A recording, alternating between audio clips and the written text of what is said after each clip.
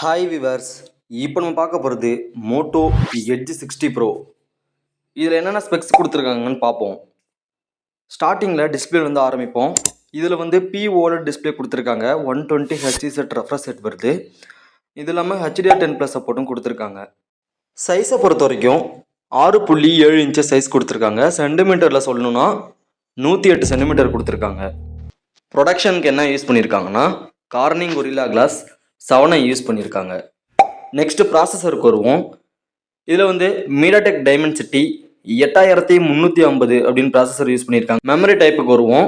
8256 12256 12512ங்கிற 3 வேரியண்ட்டில் கொடுத்துருக்காங்க.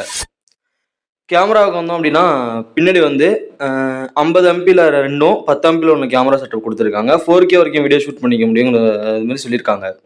செல்ஃபி பொறுத்த வரைக்கும் செல்ஃபிலுமே 50 MP கொடுத்துருக்காங்க. அதுலேயுமே 4K வரைக்கும் வீடியோ ஷூட் பண்ணிக்க முடியும்.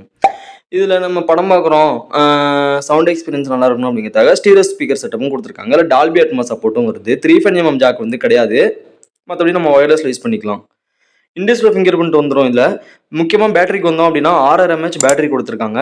90 வாட் சார்ஜர் வருது. PD charger 15 what wireless charger கொடுத்துருக்காங்க. 5 வாட் ரிவர்ஸ்டு ஒயர்டு சார்ஜர் கொடுத்துருக்காங்க.